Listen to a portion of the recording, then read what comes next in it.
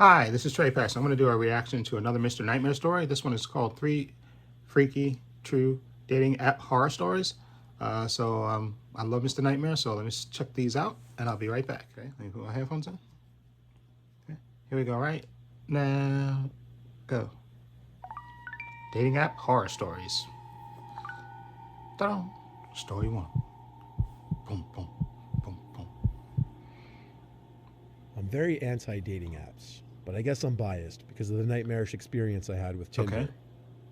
I've only met up with 3 people ever off Tinder. The first 2 experiences were nothing special. I wasn't excited about either of the girls, and there were no second dates. But compared to the 3rd meetup, oh boy, in comparison, the first 2 went phenomenal. I matched this brunette girl named Annette. She had up 4 pictures, 3 of which she was posing alone in what looked like her backyard. Okay. The 4th one was in front of a pond. At the time, I didn't see it as a red flag that she was alone in all of her pictures. Honestly, why would I?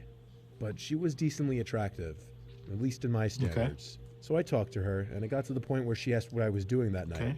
And when I said nothing, she asked if she could come over and hang out. Considering my bedroom in my parents' house is in the basement with a separate entrance, it would work out rather nicely. We set a time for her to come over. When the time came, she texted me literally right on the dot that she was outside. Punctual, to say the least. I let her in the side basement door entrance, and we walked downstairs. I tried to make the greeting not awkward, but right off the bat, first impression, she seemed weird. Her responses were short, her laugh was weird. When we sat down on my bed and I asked her how long the drive was, she laughed, like she didn't even answer my question. She just laughed like I told a joke. And as she laughed, she looked right at me, her eyes still open wide. It was uncomfortable, and I already knew I wasn't going to vibe with this girl. I wanted her out ASAP. I turned the TV on in the background for filler, and I pretended to be laughing at the TV because of the constant awkward silences, and she never once batted an eye to look at the TV. She just watched me the whole time. I was able to wrap it up quickly by pretending I got a text about going into work early the next day, and I implied I needed to go to sleep. She seemed like she didn't want to leave. It was extremely awkward. But I managed to get her to follow me out the basement door. When she was finally gone, I had to ask myself, what did I just put myself through?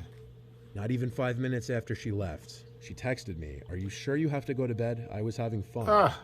I read the text and sighed. I threw my phone on the bed to charge while I went to get food upstairs. When I got back, I had 3 more texts from her, 2 being question marks, the last one being hello with more question marks. This girl was clearly nuts, so I blocked her. Done and done. I went to bed an hour later. I awoke in the middle of the night, like I often do. I'm a light sleeper, it's really annoying. Waking up randomly isn't weird for me. I instinctively felt around for my phone to check what time it was. But my phone wasn't by its normal spot on the ledge charging, and I 100% remembered putting it there. So I got up and started looking around for my phone. I turned on the bedside strip of red LED lights I had hung on the wall to light up the room just a bit. I couldn't find it though, and I'm kind of the person who will let that bother me until I find it. I went upstairs to grab the landline phone and bring it down so I could call my number. When I dialed my number, I heard it ringing from inside the boiler/laundry room, which was connected to my room. I entered the boiler room, and there was my phone left on the washer machine, causing the entire machine to vibrate as it rang. I knew this was bizarre because I didn't do laundry that night. I didn't even remember going in there. I picked up my phone to see a bunch of new messages from some random number. I opened the texts to see 2 pictures of me sleeping. Above the pictures were 2 texts saying, "Nice, good job blocking me." The second one saying, "Lock your door next time." And I realized what an idiot I was, that I was so anxious to get her out of my room that I didn't even lock the door when she left. Then I can't say for certain, but I felt like I wasn't alone in the room. Like I just felt another presence. And I had a feeling that she may have been hiding behind the cylinder boiler in the darkest corner of the room. But I didn't go look. I went upstairs to get my parents and call the police. Smart guy. Given that the girl was dumb enough, or crazy enough, to leave a digital footprint, tracking her and getting charges pressed on her was easy. Her name wasn't even Annette. Her real name was Sylvana. Her charges were a breaking and entering charge and a stalking and harassment charge. I, of course, got a restraining order, and I've never heard from that girl again. Oof, you're lucky she didn't kill you. Story 2.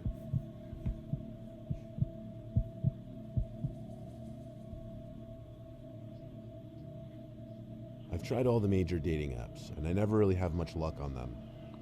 My friend told me he was having luck on this app, Hot or Not, so I gave it a try. And right off the bat, I was getting a lot more likes, albeit from girls I didn't really find attractive at all. Still, on my first batch of free swipes, I matched this one cute blonde girl named Julia. I'll spare the details of our conversation, but it went excitingly well. It was one of those rare matches where the girl was attractive and very receptive to my messages, seeming like she was actually enjoying talking to me. We quickly moved to Snapchat. I asked her for her number, but she said let's talk on Snapchat instead. I was fine with that. I added her on Snap and she added me back. Her Snap score was low, like under 1,000, so right away I was suspicious and upset that this may have been too good to be true like I thought. She messaged me, and I messaged back being blunt, asking her to snap a selfie of herself just for my safety. I told her there's a lot of catfish profiles going on, so I can't be too careful. She opened the message right away, but didn't reply for a minute. I thought for sure the account was going to block me any second, but instead, to my surprise, I got a notification that I got a snap from Julia. I opened the snap, and it was the same blonde-haired girl from the pictures. Still, I wasn't convinced, so I asked her to give me a thumbs up or a peace sign. She opened the chat. I was waiting to see if she'd block me this time. She didn't respond for a couple minutes, until finally, she sent another snap. I opened it, and it was half her face smiling, holding up a peace sign. That was enough for me. I snapped her back, and then we messaged for a little while. We eventually made plans to hang out. She invited me over to her house, which was across town, not too far away. She said she was home alone and that it wouldn't be a problem. She gave me an exact address. I noticed she had her Snap map on, so I did a little check to make sure her address matched her Snap location, and it seemed to check out. I told her I'd be over in a few. I changed into decent clothes, sprayed on some cologne, combed my hair, and got in my car to head over. I remember thinking I may have overdid it with the cologne. She snapped me while I was driving, asking if I was on the way. I told her yes. She read it immediately but didn't respond. I got to the house. It had the number 22 written clear as day next to the door. I messaged her that I'm here. She didn't open the Snap though, so I decided to just go ring the bell. There were no cars in the driveway, and the grass seemed like it hadn't been cut in a few weeks. I rang the bell, but she didn't answer, so I started knocking really loud. When she still didn't answer, I went back to Snap and tried calling her using that. It just kept ringing though, she didn't answer. Was I just pranked? I suddenly heard a woman's voice yelling something at me across the street. For some reason, I imagined it to be Julia at first, till I realized it was an older woman yelling, "Excuse me, what are you doing?" I began walking back to the street and called back, "I'm meeting someone." She said back to me at a lower volume now that we were closer that I have the wrong house, nobody lives there. I asked the address of the house, and the address she told me matched the address this Julia girl gave me. I thanked her and got in my car. I went to try to message Julia one more time, but she blocked me. I felt like I was played for a fool. They unmatched me on Hot or Not too. Luckily, I took screenshots of the profile before that, because I sent some to one of my friends before driving to the house. When I got home, I sent screenshots to my friend group chat with like 8 other people, asking if anyone knew her. One guy, my friend Darren, said that's Lisa, a girl who overdosed on heroin 2 years back. When he said that, another friend in the group chat confirmed he was right. I got goosebumps because the snaps I got were from a girl who matched that Lisa girl completely. I told my friends, and they thought either I was crazy or the situation was crazy. I'm without a doubt certain the girl in those snaps was Lisa.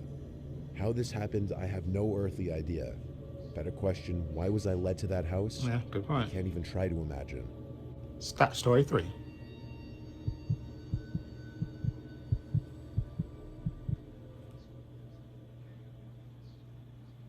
In high school, I was in a big graduating class, so for that reason, I didn't get to know a lot of my classmates on a personal level.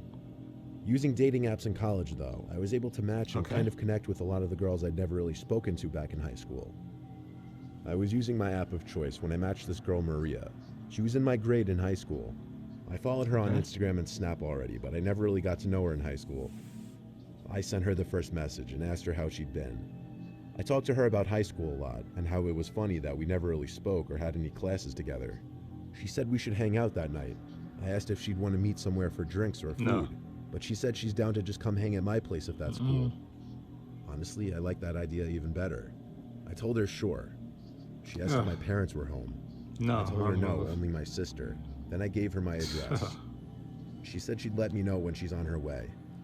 Then it was just a waiting game. I waited and waited for the notification saying Maria sent you a new message. In fact, it was going on past an hour. Okay. I sent a follow-up message on Tinder, but she didn't reply. A few minutes later, I checked her Instagram page and saw she posted a story a few minutes ago. It was a meme. Was she ignoring me now? I checked her Snap story, which was posted within half an hour, and she was apparently with her friend, another girl from our high school. I didn't understand. Was she coming or not? I commented on her story. Are you still coming later? She opened it a few minutes later and replied saying, what are you talking about? I repeated the question, then added a reference to the conversation on the app. She replied, I don't have that app. Send me the profile. So I did, and she told me right away it was a catfish and to report it. I did so, and I think Tinder automatically unmatched the profile after that. But I wasn't concerned about someone using this girl's pictures. Good point. I was concerned someone had my address and knew my parents weren't home. I made sure every door was locked. I truly was expecting something to happen that night. It was getting pretty late, and I was starting to feel a little more relaxed. When my guard was down, that's when it happened. A horrific scream from my little sister's room. I jumped off the couch to go run to her room. She opened the door just as I made it to the room, and we met at the doorway. She had this horrified look on her face, like she just saw a demon. She screamed that there's someone outside her window. I couldn't believe it. She ran upstairs while I went to her window to confirm it. There was no one out there now, but I knew it wasn't a coincidence. Call the cops. I tried to call my parents, but I couldn't get a hold of either of them. My sister slept in my room with me that night because she was scared. I only went to bed after waiting downstairs for an hour, listening for anything possible. When I was finally in bed, that was when I heard a noise. My sister heard it too, because we both sat up at the exact same time. Our parents weren't supposed to be back that night. I went to lock the bedroom door and then got 911 on the phone. I whispered into the phone that I was certain we were currently the victims of a break-in. I told my sister to be quiet when she started making crying noises. Footsteps approached the door. Then someone tried twisting the doorknob. Jesus. Then they started banging on the door. And in a deep, angry-sounding voice, a man said, I know you're in there. I can smell you. The 911 operator heard it, and she told me to hide in the closet with my sister. I waved my sister over to the closet, and she came. We sat in there quietly the best we could, but he kept banging and banging on the door, and my sister cracked. She cried out, the police are coming, leave us alone. The banging stopped, and we heard the man laugh. Then there was silence. Next thing we knew, the police were outside, and the operator told me to quickly get to the front door if the coast was clear to let the police in. The police then did a thorough investigation of the house, which was clear. The entry and exit point was my parents' bedroom window, which he climbed through off the backyard awning. My little sister screaming about the police must have scared him off. The police recommended we sleep somewhere else, so we went to my friend Joe's house. Ever since then, I always verify whoever I'm talking to from online is actually who they say they are.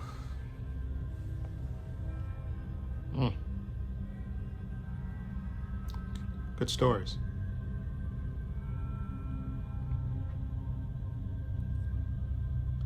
Okay.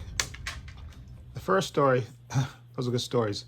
Don't be so thirsty, okay? And you inviting a girl that you've never met before to your house, okay? Don't be so thirsty. You want to meet in public. Do not invite them to your house or go over to their house. Somebody you never met before. You never know what's going to be going on. That is just insanity. You invited her over, and then when she was acting weird, like weird people do, and you kind of gave it a bum rush, and you didn't lock the door. Are you insane? And she's broke into your house, and you lucky she only took pictures and stuff. You lucky she could have killed you while you were sleeping. Okay, could have slit your throat. You are insane inviting a girl over to your house that you've never met before. Okay, don't be so thirsty. Okay, could have cost you your life. Okay, and now the second story, that was crazy. He was actually going to meet somebody, but actually that was crazy. But come on, saying it was a girl that OD'd. No, that was just somebody messing with you, catfishing you, just messing with you, Obviously, if the girl OD and she's dead, obviously it wasn't her placing that phone call. That was somebody using her pictures. Obviously, okay, come on, that was somebody just screwing around with you. So that's why you got to be careful about those apps and never go meet somebody you never met. Go to a house that you've never been to before. Meet in public with lots of people. Should be the rule. Never meet if you go on these apps, never go to their house. That is nuts. Or go have them come to your house.